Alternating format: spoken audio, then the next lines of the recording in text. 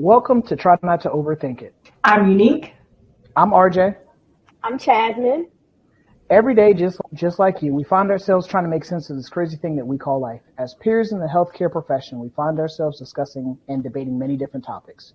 After many heated debates, we decided to expand and share these topics with you and give them to you from the viewpoints of both therapists and social workers. If this is your first time here, we'd like to thank you for checking us out, and we hope that you'll become part of the tribe and participate in the conversations with us. So today we are going to talk about red flags. Oh, For so many of us, human connection is very important. Building relationships is very important. Feeling valued, feeling appreciated, feeling taken care of, supported, feeling loved and having a sense of connection is extremely important. It helps and it contributes to our overall mental state and healthy well-being. The caveat to that, though, is that not all relationships are built the same.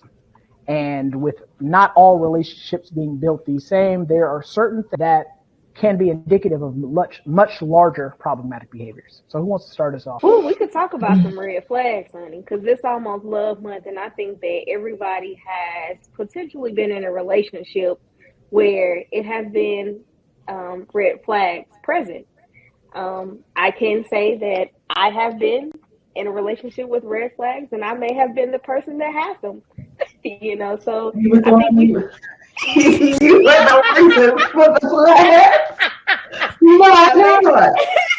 I may have been the person that presented the red flags at some point. So, I haven't been perfect. But, that's a part of, growth and evolving and understanding, overall who you are, in addition to a lot of the different behaviors that we take on, to be loved and to love others. So we could definitely talk about some red flags. I think a lot of people take on relationship stressors too, just because of, a lot of the different things they want to hold on to keep a relationship too.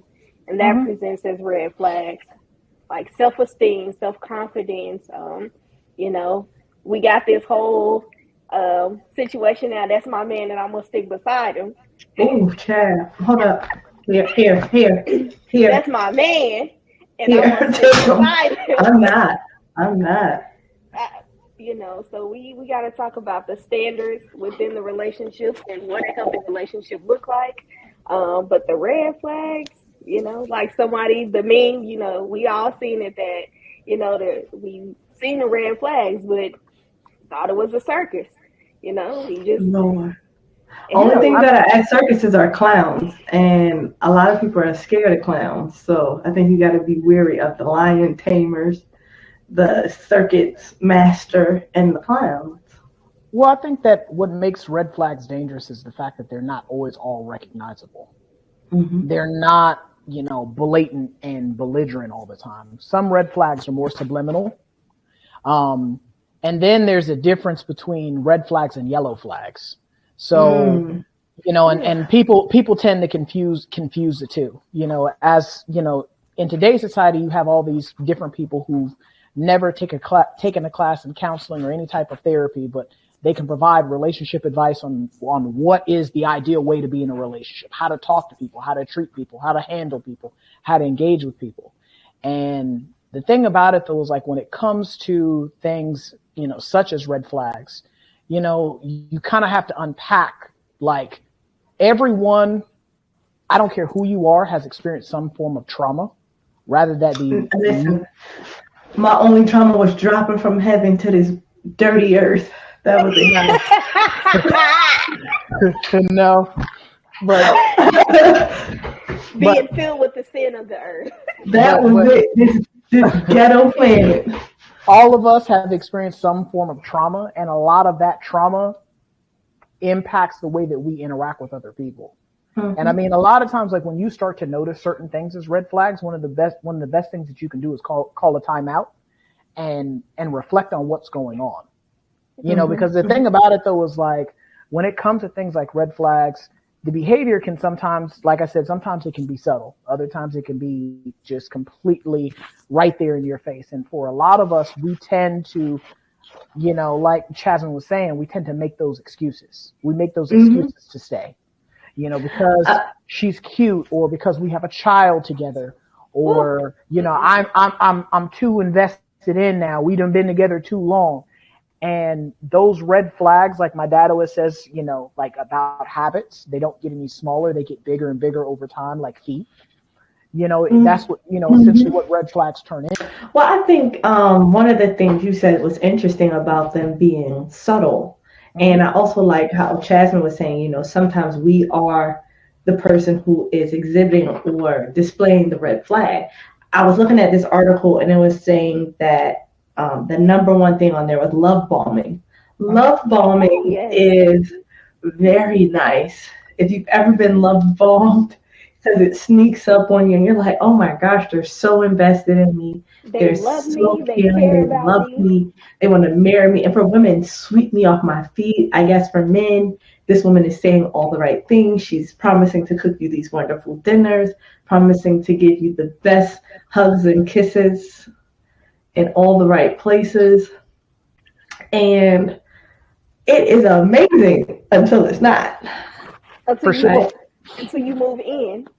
Until you move in and they question where you at, how long you gonna be there, or they why just you didn't cook my food, why we ain't had sex, all these questions. Right, and you right. like, wait a minute. I mean, it goes. I think that for a lot of us, we've talked about this in previous episodes about things bringing the best out in you. Like when you're in a relationship, regardless of what type of relationship it is, the relationship should be feeding into you and bringing the best out in you. When you're in a relationship where it brings out the worst in you, you're probably in a red flag type situation. But RJ, some people thrive in that type of love. Like, yeah, sure. But that's a red flag. Trouble love. Exactly. Yeah, I mean, when you look at, so we'll look at some of the more common ones. Number one is overly controlling behavior. Number two is lack of trust. Number three is feeling or having low self-esteem. Number four is physical, emotional, or mental abuse. Number five is substance abuse. Number six is narcissism. Number seven is anger management issues. Number 8 is codependency. Number 9 is inability to resolve conflict. Number 10 is constant jealousy. Number 11 is gaslighting. Number 12 is lack of emotional intelligence. And number 13 is negatively affecting your relationships with family and friends. For some of these, I've either witnessed them or I've experienced them firsthand. For me, I don't try to, portray myself as though I'm a perfect individual. I am not. But there have been times where I have been in relationships with young ladies where I have experienced some of these, where I wasn't allowed to have certain friends. I wasn't allowed to be around certain people. Checking my phone, wanting to know who's calling me. Yeah. Baby, we ain't doing it. It's 2023. You better get you some business and stuff. No, I'm with you. I have my emails checked, and my ex called me up at work and was just like, "Oh, you was really in love with this man." I said, "Who are you talking about? What are you talking about? In love with who? Oh, you was emailing back and forth. You're reading my emails." You better close your emails, your Teams messages, and everything. When the assumptions definitely open. When the Apple products, like when you get in your car now and you turn your car on and it tells you so many minutes and so many miles to this location. Man, they used to cause so many arguments in relationships that I was in. It's like, what address is that? Where are you going at this time? I'm like, I go to the same, like me and Khalil joke about this all the time. I go to the same 4 places all the time. Like it got to the point to where, yeah. And so I legitimately, like for me, because I'm just like initially I was just like, I didn't even know how to respond to that because I wasn't used to somebody just blatantly questioning me all the time. so I just kind of I was kind of in shock. Mm-hmm. And I think like one particular time, you know, Unique and I were in graduate school together, and I had gotten a new phone. I had gotten a new phone, and this young lady that I was dating at the time, we're sitting in the car waiting to go to class because all three of us were in graduate school together. Mm-hmm. So we're sitting in the car and we're just chilling before class starts, and she's going through my phone. She's going through my phone, and Unique, you know, like I want to say like either the day before or a couple of days before, it was earlier on in the week. She had seen my new phone and she saved a picture of herself in my phone as a contact. Like a good friend. So rather than just the picture just be listed in the contact, it was saved as a contact picture, but then it was also saved as like a regular picture in my phone. She's scrolling through my pictures. I don't think I did all that. Yes, I don't think I did all that. No. So, all right, so y'all gonna let him tell his version, and I'm gonna tell my version because that's giving a red flag. So she opens the phone and she's going through different stuff, looking at my text messages, you know, looking at my emails. I don't care. Invading his privacy. Then she opens and starts looking at my pictures. So she was like, "Who is this in this picture?" Because she'd never met Unique before. So she's like, "Who is this in this picture?" And I was like, "Ain't no pictures," because I had just got the phone, so I didn't really have no pictures. So I'm like, "What is she talking about?" And so she's like, "There's this girl in this picture." I'm like, "Ain't no girl in no picture." And she turns the phone around to me and shows me the picture. You gave the red flag response. You should have been calm when you did it, because when you're calm, people don't think that there's anything, you know, awkward. So it would have been. So I responded the way I responded because I'm taken off guard, but I'm like, what is she talking about? Mm-hmm. And so she turns the phone around to me. It's Unique in the picture. I was like, oh, that's my homie Unique. You know, I was like, we've been cool for a while. You know, we just friends, blah, blah, blah, blah, blah. She was like, well, I don't even have a picture here. She gets mad. She didn't need one. She was new, just like the phone. She was mad. She gets out the car, throws the phone at me, and I'm talking to her. She got the car door open. She kicks the car door closed and then storms off. So, did you call her back? Yes. So we're sitting in class and we're talking about it. Me and Unique are sitting in class talking about it. And so one of my classmates, after I gave him a scone to discuss it over, because that's how the little trollop figured out who I was, because I think he was trying to figure out his Starbucks order, and I was like, which kind of scone do you want? She shouldn't have had the phone to begin with, because I wasn't buying a scone for her. So one of our other classmates who happened to be a female, so we're talking about it in front of her. And so she was like, let me see the picture. So she looked at the picture and she was like, yeah, I can see why he got in trouble. She was like, I'm good. She was delectable. She must have been real insecure, because clearly self-esteem issues. Yeah, So red flags. You shouldn't even talk to her, RJ. And it was a black and white photo. I remember the photo very well. It was black and white and beautiful. And that's the thing about the red flags is some of them are blatant in your face. You know, like, you know, prime example, like for me, one of my non-negotiables is, you know, going to church. Red flag is you don't believe in going to church. That's a red flag for me. You know, that is a complete red flag for me. You know, unique like, woo. They just want to burn their sage and rub their crystals. That's it. Then that's not the relationship for me. You got to find somebody who's into those things. Okay. You know, because again, like when it comes to these things that are red flags, we see a lot of these relationships that are playing out in public. It's not even a flag. It's like a goddamn going one of those sky banners that you see where planes are pulling it. Get out. No, and it's just waving. You know, because we've all been talking about the whole Blueface and Krishan relationship and the whole debacle that was exactly. And I mean, you could see by their body language, the way that they interact with each other, the way they talk to each other. Hold on, pick me. Go ahead, Unique. The fact that young lady took her teeth out and got a screwing with this man's face on it. And he on her neck, he on every inch of her body, baby. Can you not see this man when you go to bed? Like, you are obsessed. You have red flag. Like, at this point. Like, she just crazy. At her was like, she's disgusted. It's nothing. It doesn't look like love. Well.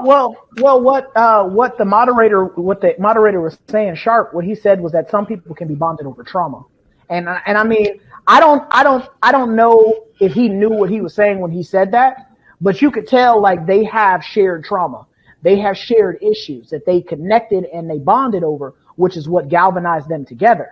But the thing is, what state do they live in? Because I might need to get some of that money. Baltimore. That's where. That's where she's from, but they live in California. Jesus, I need to get my license for California because I would love to just book some sessions with them. She had one unique, and it was just like the lady. She was talking about her spirituality and how much she loved him, and she talked about being homeless, her mom not being there, consistently using substances. Because she was like, before she met Boo, she was homeless and, sleeping in a car, and she got a scholarship for track. That was the only way that she had housing. And even they had got into it, and his family seemed like they're more cohesive than hers, and they try to tell him like, hey, this is not good for you publicly. And she's just, the young man, blue face.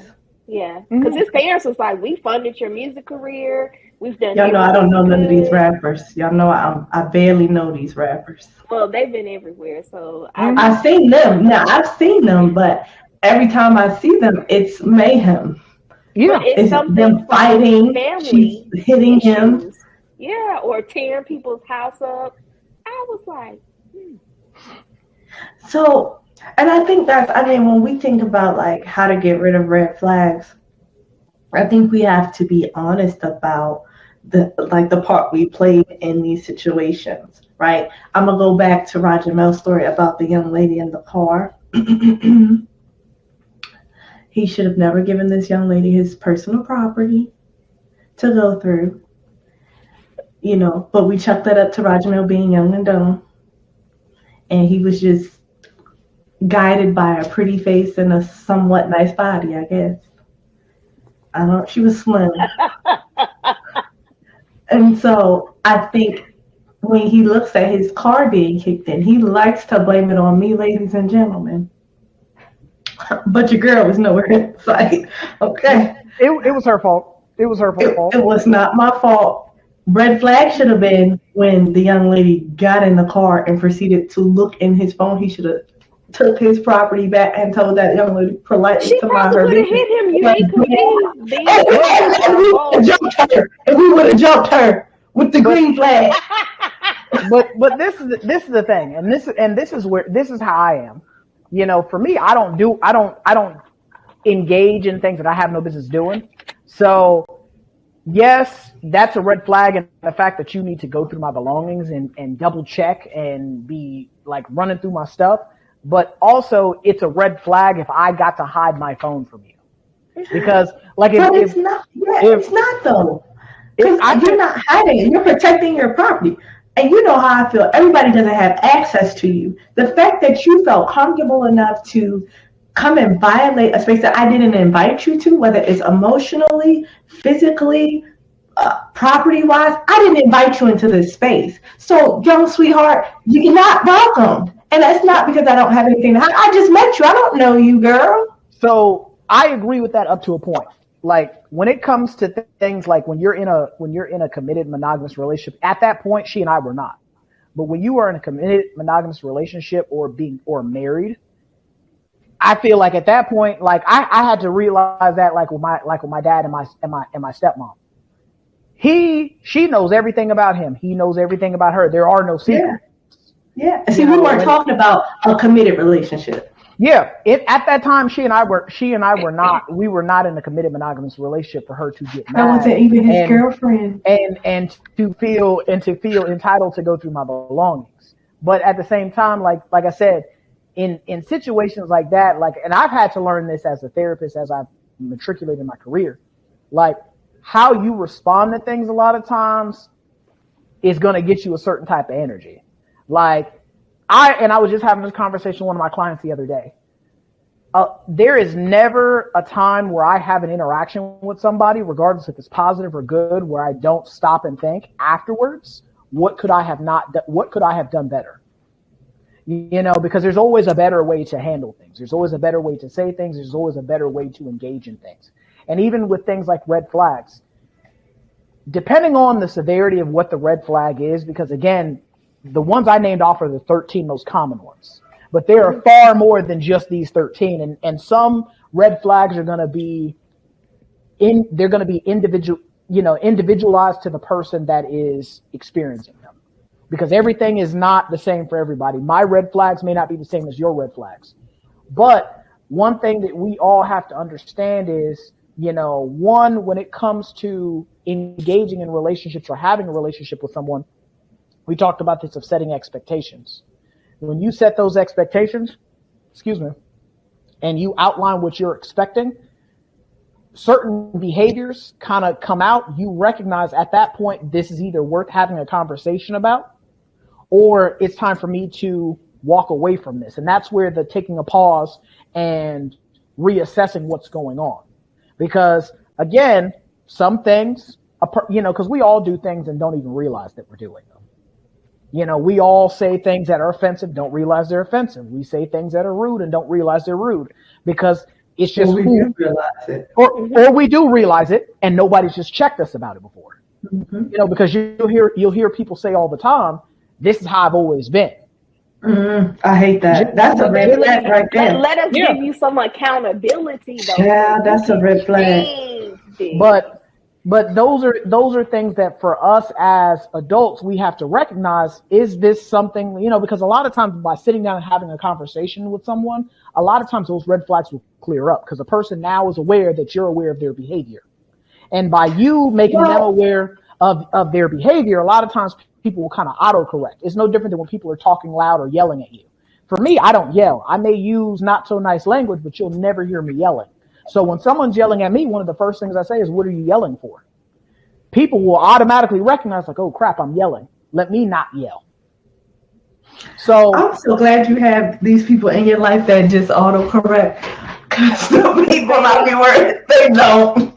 They say, what you yelling at? You, baby, back, and keep yelling. But what's unique is because RJ is a stern person, and I think that he keeps a very tight handle on who he let enter. Women for sure. Different. Rajah look like he'll pop you in the mouth. That's what he looks like. Or cuss you out. You gonna pick the one or the two. Well, no. I'm one of those people where I will tell you this conversation. We're done talking, and I'll just get up. I'll get up and leave you standing there. What just happened? What just happened? Oh my! I cannot believe, you know, because when you've never had someone walk off on you, just drop. And when he can't walk off, ladies and gentlemen, he'll cuss you out. No, I'm just gonna walk off. I ain't even gonna waste my time doing that. I'm gonna get in the car and I'm going to leave. I've seen you cuss them both. And then listen, the girl's red flag gonna kick in and she gonna blow you up and call you 150 times. Listen, man, you know, ready to file harassment charges. Who I was years ago is not the you know, I am delivered. I am not the man who I used to be. So now I just leave. People, RJ is delivered. People can change. Yeah, people can change because my friend used to cuss he used to use the words not from the good book. Okay. So that's I have learned to always drive everywhere I go. That way, when I'm ready to leave or I've had enough of you, I can get in my car and leave. So understand. Even when we going out on a date, you will drive your vehicle and I will drive my vehicle. That way, at any given time, I'll be like, waiter, check please. Check please. I'm paying and I'm getting in the car and I'm leaving. Deuces. I'm paying and you staying. Exactly. I'm leaving. I mean, because at the end of the day, as you get older, you start to realize that I don't have to tolerate certain things because my time has value to it. Mm-hmm. And so, like, go ahead. No, I was going to say a real story. Like, I had a client just tonight text me, you know, I found a condom. And I was like, he found a condom. What does that mean? I knew he was playing with me. And I'm about to be on the news. I said, whoa, buddy. Well, where's the condom? In there, in this room where he takes his clothes off. And I said, oh, okay. All right. Well, is he there? Tell him to put the clothes back on. He's not here yet. I said, okay, well, where is he? He's on the way. Tell him to go home. Because my client, she's more than the red flag, honey. She's the whole pack. So let me ask you this. So was she sure that the condom was his size? Because not all condoms. Because she don't insinuate that she doesn't based on her previous. She doesn't use condoms because she's allergic. And see, I was trying to save him, but he done messed up. Listen, I was trying to save him. And so I said, listen, this is definitely a red flag. Because she was like, I just knew. I know he's cheating. I could just sense it. I could tell. And I said, well, we don't know until we can affirm things. And the condom was affirmation. So I said, look, you know you're the touch. I don't know you if you go to jail. I will not have my notes subpoenaed in court. No. Yeah.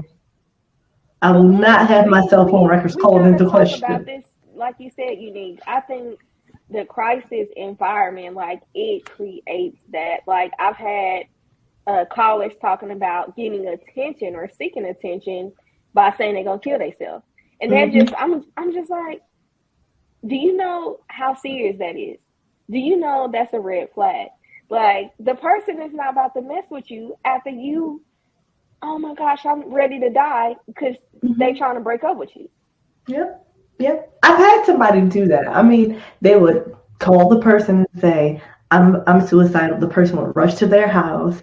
Oh my gosh, they're about to kill themselves, and the person would be in bed asleep. Yeah. There was something about it on TikTok too. That's why I was saying. I was like, don't call 988, please. Yeah, I mean, it becomes one of those things where, again, it goes back to, like we've talked about about relationships as a whole. If this relationship is not feeding into you and making you better, helping you be better, you gotta have to evaluate what are you in this relationship for? Because for a lot of us, like I said, we will hang in there for the wrong reasons. We will hang in there for the wrong reasons and not understanding that this relationship, regardless of what type it is, the flags are there. Like when you, because a lot of times, like even when people talk about getting divorced, you ask them, well, what led you to getting divorced? They can give you all the reasons why they got divorced. Well, were those things not present to you before you got married? Well, yeah, but I thought I could change somebody. For a lot of people, I'm newsflash for the listeners of this show and the people watching this. You are not going to be able to change someone unless they want to change. You're not. The only person you can change is yourself. Exactly. I mean, I think it goes down to this, like on a serious note, because I have another client and she's in a tough situation with her husband. And she just broke down. I was like, well, what's the value in it? She's like, nothing. But Unique, I honestly don't know how to leave. I don't know how to. She said, I know that this relationship is killing me. I know this is not where I want to be long term. Working with you, I'm seeing my value. I'm assessing my worth. And he doesn't give any of that to me. She's like, well, I don't know how to leave. I don't know what life is like without this person. And I think that's the case for a lot of people. We talk about Christine and Blueface. How do I leave this person? Even when the love is gone, how do I leave? How do I detach from this thing that I've gotten myself into? I mean, I've been in a relationship where I was like, okay, this is clearly not going anywhere that I want it to go, and it's not healthy for me. But I was just like, I mean, I've invested time. If I leave, am I going to look crazy? Am I, Are people going to judge you just because you leave? Yeah. Am I going to be judged? Am I, at one point, I was scared because I said, is this person going to do the heinous things that they told me they were going to do if I leave them? Yeah. I'm afraid to leave. Yeah. I mean, with situations like that, I mean, I can say that when it comes to not really comprehending or understanding when it's time to leave, like, I think that for a lot of us, the fear of the unknown is what keeps a lot of us in place. Mm-hmm. You know, not only just the fear of the unknown, but also the fear of healing. Because when in order to heal, there's going to be some pain first before the healing occurs. It's no different than like when I broke this finger. When I broke this finger and this finger, you know, they had to reset the bone. They had to reset the bone. They had to splint them. Then I had a splint on for like 2 weeks, and I had to put a cast on. And you know, resetting it didn't feel very good. But once the bones were reset, placed back into place the way they were supposed to be, and they were held in place for like a month and a half, the bones grew back stronger than ever. And so like for all of us, we get caught up in, you know, because I shared the story about one of my coworkers where, you know, her boyfriend was basically telling her, you know, he wouldn't work, couldn't hold down the job, wasn't contributing. She's having to work 2 and 3 jobs to take care of them and their children. And when she had just had enough of him being sorry, you know, he tells her, ain't nobody gonna want you with all them kids. What? And so, but that is a common thing I hear. Like, and then the person be so overwhelmed that they can't even navigate how to get out. Like this lady said, she had 4 kids. She had a bipolar diagnosis, and she said, my mom was like, if I leave him, I'm not gonna have any support.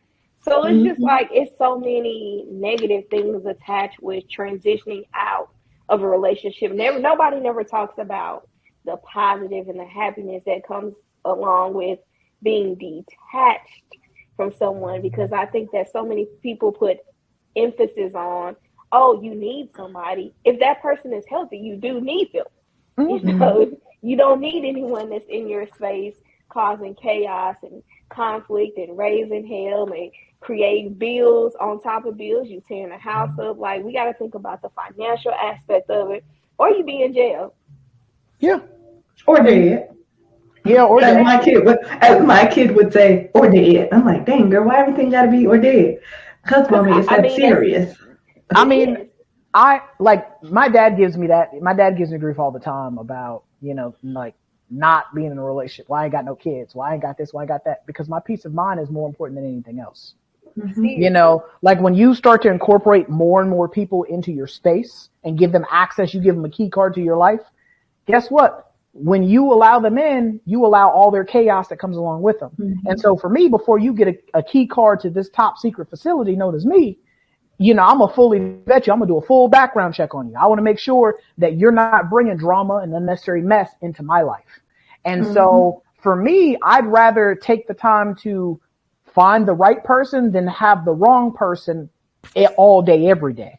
Because again, when you are in relationships or sharing your time, your energy, yourself with other people, again, it gets to a point sometimes where, again, if they're not adding and multiplying in your life, they're dividing and subtracting out of it. They're cutting into your time. They're messing up your energy. You know, they're throwing your vibrations off. All of these things happen when you are influenced or around the wrong people. So when they are giving you those warning signs, like when you see a bee, you automatically recognize yellow and black means that it will sting you. Or when you hear the rattle from a rattlesnake, you know not to come any closer. Why? Because you know that means danger. So when you are seeing these red flags, that means that there is danger there. Rather that be emotional, rather that be physical, rather that be spiritual, rather that be mental. Like, these are all things that let you know that this person may not be for you. Now, again, you know, as I said earlier, it is not your place to try to fix anybody. This is not I'ma fix my life. Yeah, because for a lot of us, you're not their mama. Exactly, because the thing, because I'm glad you said that, because like for you guys as women, you guys get hit with it more so than guys, because as women, you guys are groomed from a very early age to be nurturing, to be loving, to be caring, to be doting, and just to mother on somebody, to be fixers. And the thing about it though is when you come in contact with these men who don't have their stuff together, and you're trying your womanly instincts that have been ingrained in you since you were old enough to know better, you know, kick in, and you think, I can fix him, I can change him, I can make him better if I just love on him enough. No matter how much polish you put on a turd, he's still gonna be a turd.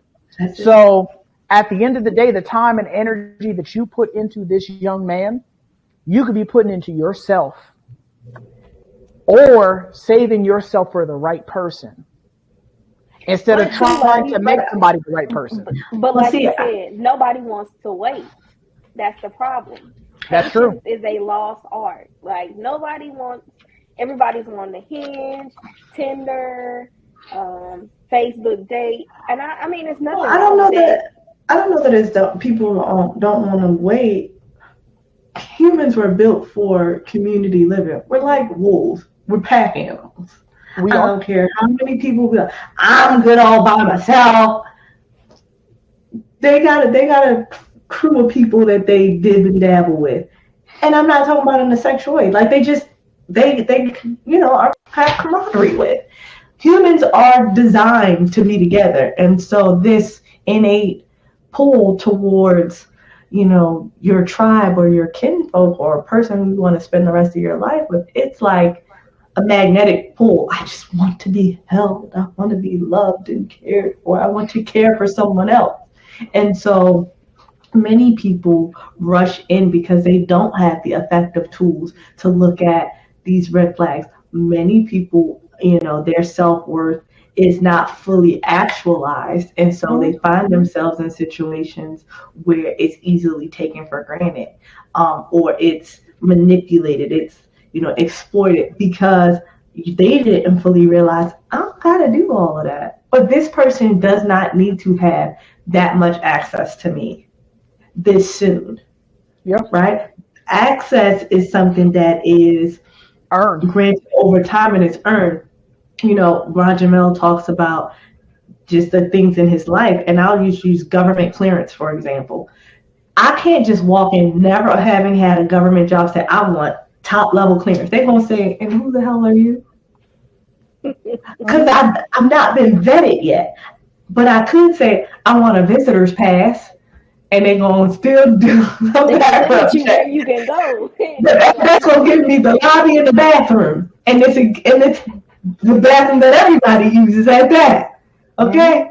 And I think sometimes in our lives, we give people, Roger Mel was saying, that access pass, that all access pass, that high level security clearance, to say you have access to every area of my life, not recognizing how valuable that space is, how valuable your emotional space is, how valuable your personal space is. And once you allow somebody in that space, you open yourself up and you're susceptible to being attacked. It is not the right person in there. The secrets have the opportunities to be leaked on WikiLeaks. And so when you are dealing with people and you're recognizing, it's important to scrutinize everyone and everything. I don't care if it's a family member. I don't care if it's a new friend. Heck, an old friend that you just rekindled with. I need to see if this person aligns with my value system, if they align with the things that I have that are valuable or important in my life. And if they don't, I might still give you a visitor's pass, but you only sitting in the lobby and using the public restroom. I mean, that, or, like I've always said, you do everything with purpose. Like, if we are going to be, hanging out, hey, there's only, I'm going to be asking you certain questions because I need to figure out what part of my life you need to be allowed into. If we're just work associates, we only going to talk about work. I'm not going to talk about my personal life with you.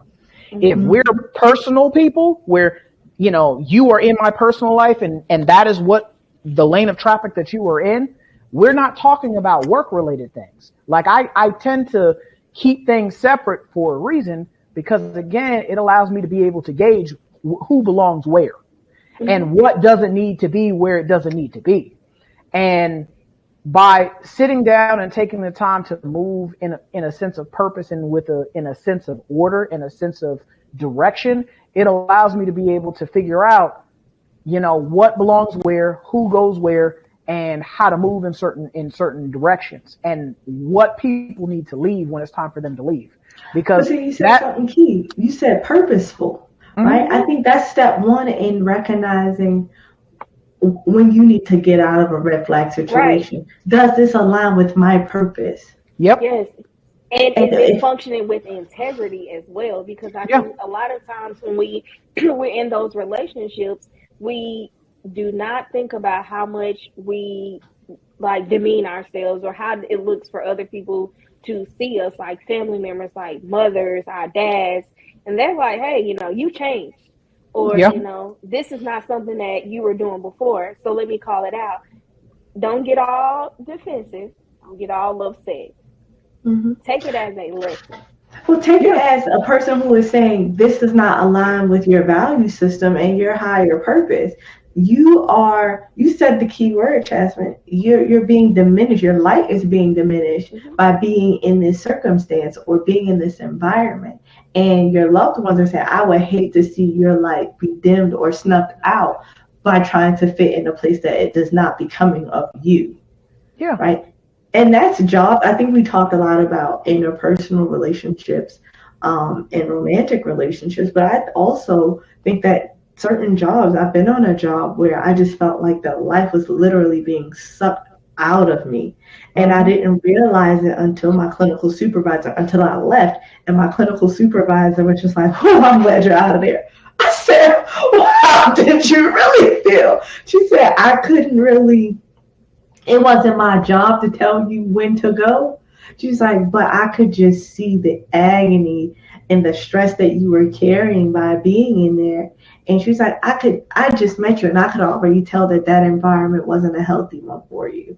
Just by some of the conversations you were having, it wasn't healthy. It wasn't like people can, and the crazy thing about it though is like, people talk about like energy and vibes. People can pick up energy and vibes off of you. They can recognize, especially like your family, people that really know you and really connect with you on a much deeper level, recognize faster than you that something is not for you. Mm-hmm. Like you'll have your parents will tell you real quick, or even like my siblings, like we're real close. There have been girls I dated. My sister was like, don't date her. She ain't gonna work. It ain't gonna work. She ain't gonna work. And like looking back on it now, I'm like, oh, she was, then I thought she was tripping, but she was hating. but yeah, she was hating. But then, looking back on it now, I'm like, yeah, she was right. She was right. And protecting you. Yeah, she was protecting me because she knows me. She knows me. She knows my personality. She knows, my trajectory. She knows what I'm trying to accomplish. And she recognized that A plus B didn't equal didn't solve the equation. So it's situations like that for a lot of us, when we're in it, we don't really understand that we're in the storm until we made it to the other side of the storm. Then we were like, woo, what the hell was I doing? I was wasting my time. But, even like I was having this conversation with my client on Monday, never look at something as a waste of time. Look at it as a teachable moment, because if it didn't kill you, it made you stronger. And, I was watching, me and my brother were huge anime fans. And one of the shows that we used to watch when we were kids, and we still watch it to this day, is Dragon Ball Z. And so the main character, Goku, he's an alien. He's a Saiyan. Saiyans, as long as they do not die, they get stronger. They get into a fight. You may be stronger than them today, but then they instinctually go after the strongest person, because they know by taking that L that it's going to make them stronger. And then they come back, you beat them today, tomorrow they're going to beat the brakes off you. So it just instinctually pushes them to be better, because they know on the other side of struggle, there's triumph. And so for a lot of us, I'm not saying go looking for trouble, but also at the same time, you can always learn from any situation that you've made it to the other side of, because it could have always been worse. But I think you said something that was important right before you started talking about the Goku, and that's in the support, having a strong support network. We talk about the steps to get out of it and how to know when to throw in the towel or walk away from the red flags, realizing your purpose and leaning on your supports. Who did you have in your corner before you met this person? Who did you have in your corner before you got linked up with this opportunity, got hooked up with this job? are you still the same person? Would they still recognize you as being a person of value, of integrity, of sound morals? Or would they question that now? And if your strong supports are questioning it, then you have to question, is this really for me? Exactly. Is this really something that I want? And be willing to take, like the Goku, be willing to take the L and say, that experience prepared me for my next one. It was not just a hindrance, but it was a launching pad into my next experience. It literally propelled me to be better the next place I got to, or into my next relationship. I know what this looks like. I know how to defend against this. I know when I start to get that feeling, I have the strength to go ahead and walk away because I value myself that much more, and I can lean on my supports. Never in life is it okay to just be like, I'm just going to be an island unto myself. That's when you find yourself in danger and susceptible to people to abuse you who have red flags bearing, or for you to abuse others because your red flags might be showing out. I definitely think that it's important to be self-aware. It's very important to be self-aware. And for a lot of people, I think that it has to start with you. No one is going to love you more than you love yourself, other than your parents. You know, and for a lot of us, some parents. But for most of us who have fully functional, rational parents, you know, they love us to the death of them, to the point where they'll crash out, you know, behind you. And so, you die, and they still loving you. And so with situations like that, the love has to start with yourself, because no one is going to love you more than you love yourself. So if you don't even love yourself, how will you be able to receive love from someone else? And how will you be able to transmit love to someone else if you don't even love you? Yeah, you got to even recognize that I'm worth this much, right? Because it's one thing to receive it, but it's another thing to recognize the amount of love you're worth. I had my client today, same client who's having the marriage issues. She was just like, somehow came up on Christmas present. She was just like, well, yeah, my husband brought me these headphones. I did not ask for them. I asked for specific things and he bought me headphones. Well, I guess at least he bought me a Christmas present. I said, stop! No! Not at least he bought you headphones. You didn't want the headphones. You didn't get what you want. We could stop there. This was a nice gesture. Thanks. But it's not what I asked for. Exactly. And I said, you keep making excuses for this behavior. I said, you make it about the headphones. I said, but let's broaden it. This is the same man who's cheated on you multiple times. And you said, well, at least he didn't. This is a man who's put his hands on you a few times. Well, at least he didn't. This is a man who's taken your car, left you stranded. Well, at least he didn't. This is the man who you asked to come and pick up your kid, to pay you money to take care of your kid. Well, at least he didn't.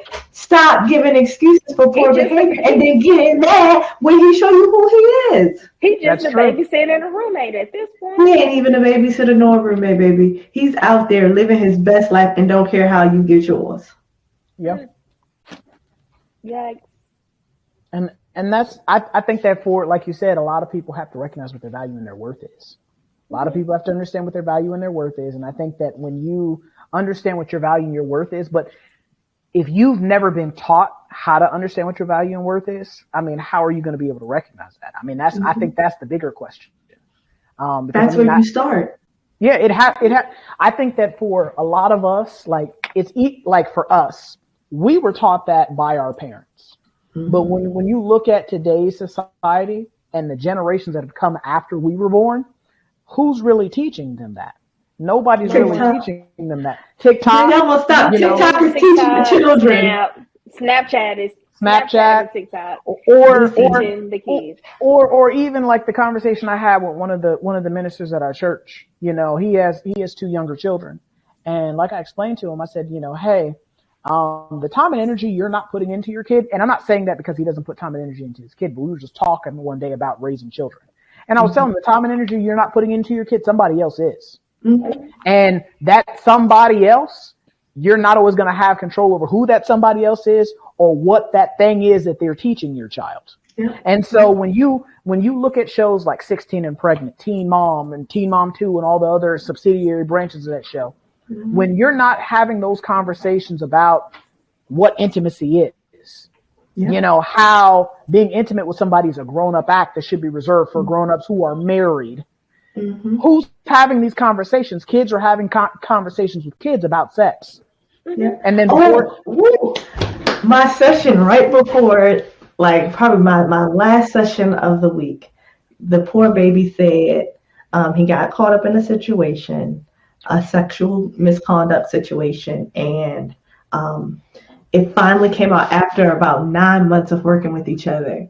He learned about porn in elementary school. That's because the boys were talking about it. He was curious because he didn't want to be left out. Right? What are y'all talking about? Didn't want to be left out. Got exposed to porn and started watching it and had a sexual deviant situation that landed him in court and has split his family down the middle. But it's like you said, if you don't take the time, and I talked to the parents about it, like, no, we don't know where this came from. But that's the problem, that you don't know where it came from. Because you're not investing that time to say, hey, well, what they talking about at school? I ask my child every day, how was school? What did you learn? What did you talk about? What did you do? Who was doing it? I don't care about none of them other kids. I don't feed them. What did you do at school? What did you learn at school? I'm serious. I love them. I love them. On the bus, all that stuff. Like, see, hey. I want to know who like who in the classroom. Who got a crush? Who got a crush on you? Who you got a crush on? Yeah, I want to know. When my baby asked, well, where did babies come from? I told her. It was the 8-year-old version, but I told her. I said, well, when adults, you told them the belly button. You told them about a belly button. No, I asked her what she thought it came, how she thought it came about, and she said, "Well, I think it's when the adults lay down in the bed and they don't have no clothes on them. I'm guessing they do adult things." I said, "That's exactly right." Because they have the premises from hearing other, like you said, hearing other kids and seeing this stuff on Snap, YouTube, because it pops up. Mm-hmm, mm-hmm. That was one of the things, just seeing how my daughter is, we were like, you know what, TikTok is not for you. Social media in general is just not for you without an adult presence. That's YouTube, Facebook, TikTok, Instagram. I don't care how innocent it appears. She's not allowed to do it without us. Because we told her there are things on there that is going to taint how you see you before it's your time. Yep. And so I want you to have a solid formulated opinion about who you are and your value, your worth, before it is defined by someone who doesn't even know you. For sure. I agree with that. She didn't understand it, but now that she's 9 and she's formulating this opinion about who she is, oh, my skin is awesome. I love my curls. And I'm like, you better be confident, little girl. I call her little girl. I said, all right now, little girl. I love it. Yes, because, mommy, look, I know I look good. I said, well, what if the kids at school don't say that? Well, that's just on them. And it is. Yeah.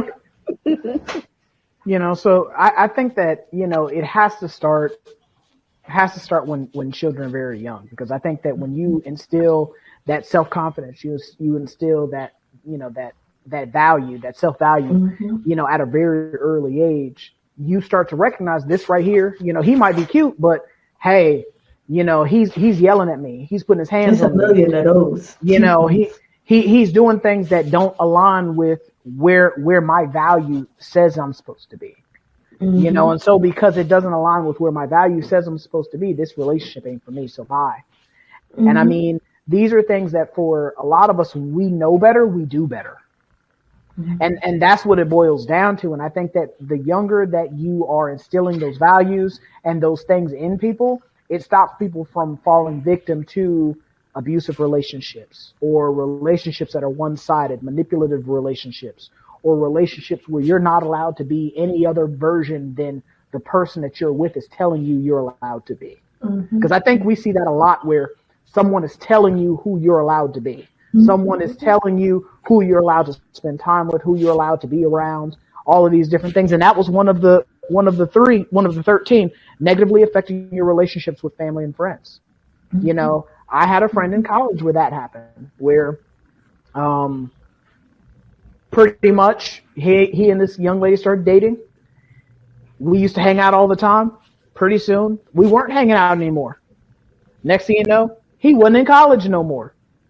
And then before I realized it, they had moved all the way down the Parkway. So we barely saw him after that. And so, like, and I told everybody, I was like, hey man, I think she's trying to like cut him off from everybody else. Everybody thought I was tripping, because I've always been the type of person where I'm just blunt, you know, just brutally honest. Yeah, no, I would have never guessed that about you. You know, I've always been brutally honest. So, you know, I was like, hey y'all, man, I think she's trying to cut him off. And everybody thought I was playing until like we all graduated college. And they're like, dang, you know, we thought you was crazy when you said that, but you know, you was right. And I'm glad you pointed out that it's a guy, because we always hear it, oh, this can only happen to women. Yeah. You know, in these abusive situations, but it definitely is true for anybody, whether you are binary or non-binary, male or female. It can happen to you. Facts. If you do not open your eyes and think about, who am I? Am I able to be the best version of me in this situation? And if the answer is even maybe, it's a red flag. Yeah, that relationship, you got to be thinking with the right brain. Yeah, it's got to be reevaluated. If this girl is, I don't know why you got to spend time with these friends, or I just want you to spend time with me. Because sometimes I think for guys it comes off as sweet. Oh, my girlfriend just wants to be around me. Hang around me. And her love language is quality time. No, baby, she's needy. And that's overwhelming for some people. She's controlling, not just needy, she's controlling, because she doesn't want you to have an individuality outside of that of hers, which might be dangerous, because are you an individual or are you codependent? Like it got to the point to where like we would play video, like it wasn't like we would either play video games or we're playing basketball. You know, why are you playing video games all the time? Why are you playing basketball all the time? Then next thing you know, he stopped going to class. You know, because he's spending all his free time with her. Where was his mom? Like, I don't even know where his mom was. But it was just like, but you know, when you think you've grown, that the parents be like, I gotta give you that autonomy. Yeah, I gotta let you get you some of that. No, because see, what I would have done is send him a nice picture from another young lady. This girl was asking about you. And she would have been getting his car door kicked in, but he wouldn't have been in that relationship no more. My aunt did that to my cousin one time. I know who to call. My aunt did that to my cousin one time. I was over the house and he had brought a girl over, and she was like, that ain't the girl you had over here yesterday. I was weak because that girl was mad. She was big mad. And my aunt was just playing, but that girl was mad. And I mean, it was an intervention. Yeah, it was an intervention. It was an intervention because, I mean, my cousin shouldn't have been dating that girl anyway. And my aunt, in her way of playing, recognized that and, you know, kind of, you know, threw him a lifeline before things went in a completely bad direction. So, I mean, with situations like that, like a lot of times, like when people know you, they recognize when something is bad. Trust your circle. Exactly. Because I mean, and your homegirls are saying, "Girl, we ain't seen you. Like you didn't die with him, and we'll never see you no more." Girl, you be booed up. Or your homeboys, oh, you beady da booed up. Baby, they're not trying to be nice. They're not trying to be nice. They're trying to tell you on the low, I don't know if this for you. Yeah, because I mean, anybody, you know, anybody that you are dating or around, it should not have a problem with you having you time, because everyone have to compromise nothing at all. You should be able to be the. Where's the white flag? Where's the white flag? I just need to ask you a question. Penalty flag. Penalty flag. Wait a minute. I'm about to say some things. things. Some things you are going to have to compromise on. Like there are going to be things. There are going to be things. If we're together, but if you, I think that the core. I gotta trust you first. Your core values. Always talk about the leadership has to be exemplary for me to follow. Well, I think your core values shouldn't be compromised. Yeah, right. I agree with that. I feel like like you said, your core values should not be the things you have to compromise. Now, some of the miscellaneous extra stuff, like staying up all night, going to adult establishments, if you might have to say, your partner may say, hey, that doesn't gel with who they are. So you might have to say, I'm probably gonna have to cut that out. RJ needs you at church on Sunday morning, not in the strip club on Saturday. Yep. Or in the lounge or none of those places. Or listen, I mean, if you got time and energy to give that energy, on Saturday night, you got that energy to be up for Sunday. That's what I said. For Sunday service. If you can battle with the devil, you better go ahead and get sanctified the next day. And you better not be act like and you better not be the head better not near one. You better not be sleeping, because I remember being a kid, and I'm glad you said that. My uncle used to be singing in the choir, and he used to fall asleep back there in the choir, and he got so used to sleeping back there that he would in his sleep, amen, preach amen, be my Lord. Dear Lord. But I feel like there are going to be, especially if you, like she said, if you are in a committed monogamous relationship where you feel like this is going someplace, there are going to be some things that you're going to compromise on. Mm-hmm. But normally those things that you compromise on are going to be things that you probably don't necessarily need for the union that is occurring. Mm-hmm. It might be an elevation. Right? Yeah. So I think if you watch, most of us have seen, what is it? Act Like a Lady, Think Like a Man. The movie Think Like a Man, right? And you remember the scene where Gabrielle Union is convincing her boyfriend to get rid of his couch and like elevate the furniture and like just grow it up. It was a compromise for that man to let go of his things. Mm-hmm. But she elevated him. Right. And so the goal is, if you are going to compromise something, it should be to elevate you, not to degrade you. Right? Exactly. So many times women get in relationships and they're like, my baby, he fine, but the man don't dress right. Okay. He just,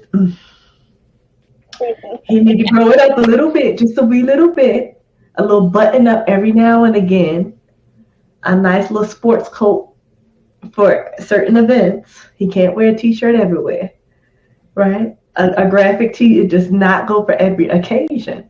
It does. But Rajamel, shut your dirty mouth. It does. If you pull it together with the right ensemble, with the right blazer, a graphic tee does go. As he speaks with this button up on, with this Grim Ham button up on, and this Mr. Rogers sweater, we will not, because that sweater, I'm sure it got some wooden buttons on it, so we're not doing it. It does not. It has plastic buttons. Thank you very much. Okay, this one does. I have other ones that do have wooden buttons. Because I know you. Okay, so we're not gonna let you talk on here about that. So the viewers, and tell them these falsehoods. They're not falsehoods. Okay. Anyway, Chasmin and ladies who listen, lady followers, all 5,000 of you.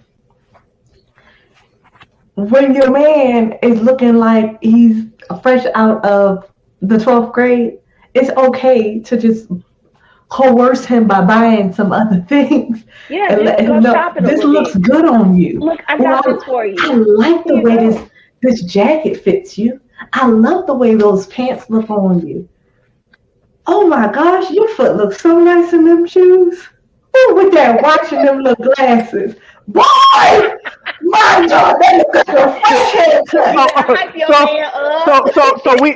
So we done jumped the gaslighting. That's what we doing.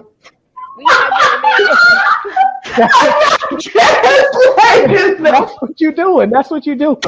You are. You gaslight my man. You gaslight him. That's what you did. No, gaslighting tears him down. Okay.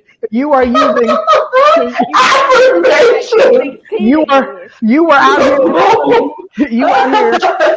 You out here being Obi-Wan Kenobi. These are not the droids you were looking for. You're using the Jedi mind trick on him. So she using CBT. What I'm doing is keeping y'all happy. All right. Oh my God. So when your lady says she trying to go to the steakhouse and she pick out your outfit, she letting you know we got to elevate. So go ahead and compromise and just take. Even Michelle Obama said Barack didn't get a Michelle. Michelle didn't get a Barack. Barack got a Michelle. Hello, a little elevation.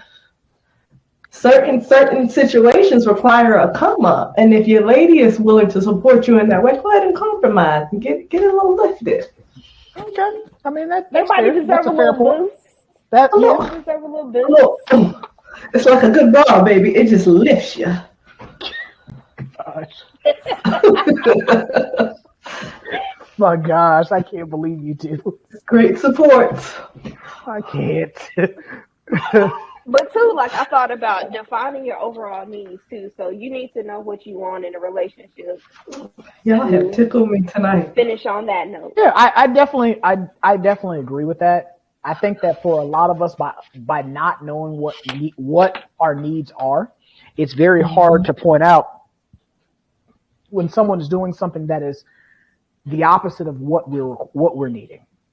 Mm-hmm. It's like, like if you have a potted plant, we all know plants need sunlight, they need water. But if you don't know that a plant needs sunlight or water, you don't provide water to the plant, it dies. Or you don't provide sunlight to the plant, it dies. So if you give it too much, it might die. Exactly. Mm-hmm. So with recognizing what your needs are and recognizing, also recognizing what's important to you, what your core values are, what your expectations are. When you recognize what those things are, it becomes easier to recognize when this isn't meeting those. Exactly. Mm-hmm. And that's when you get out.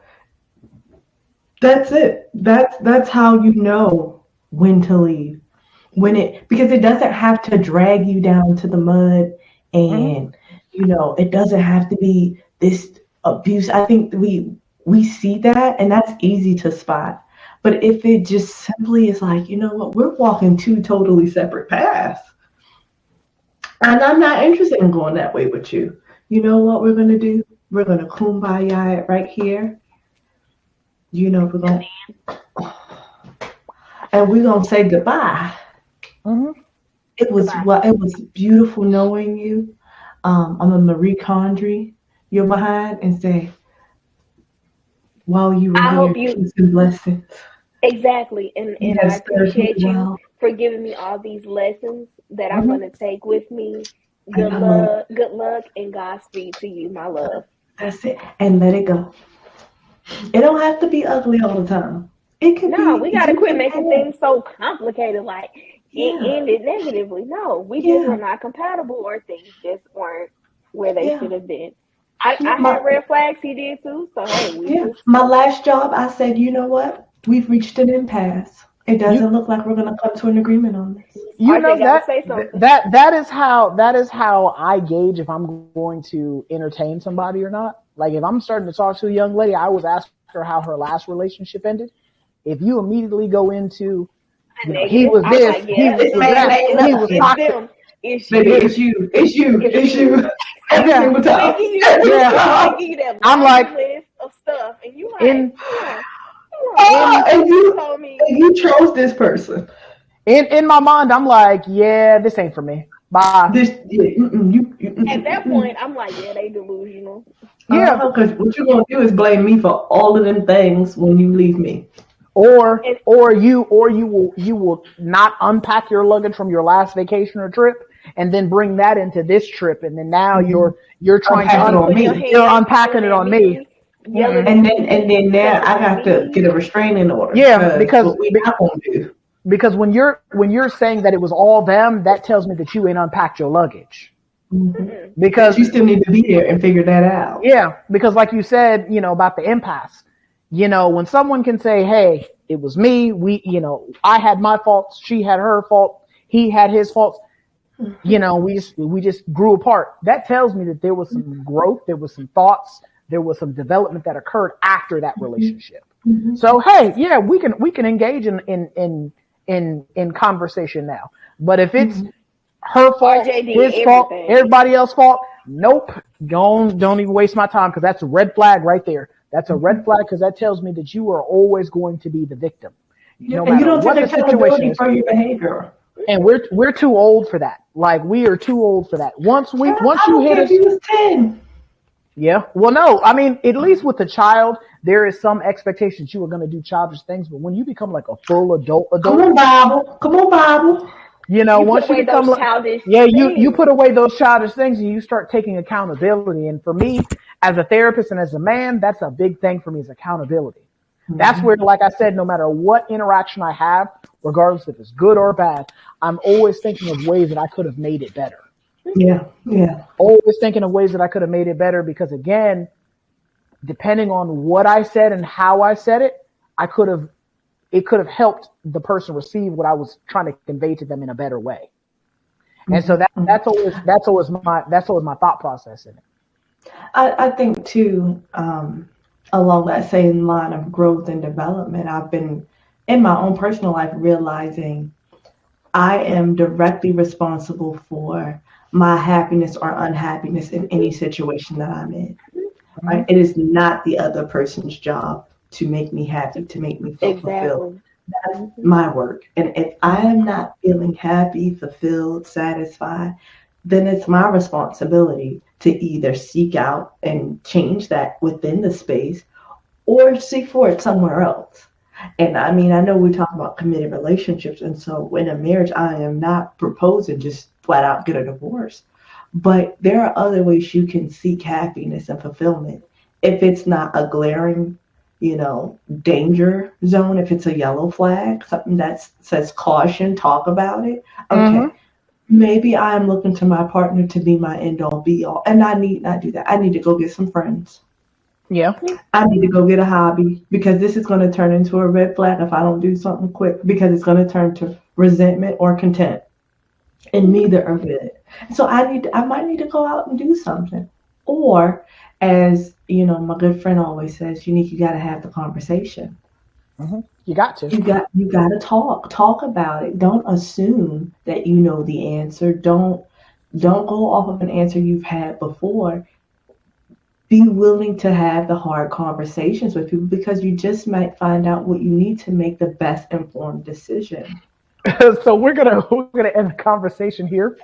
So if you like what you heard or like what you watched, we can be found on YouTube at Try Not to Overthink It, where we have just recently hit over 1,600 subscribers.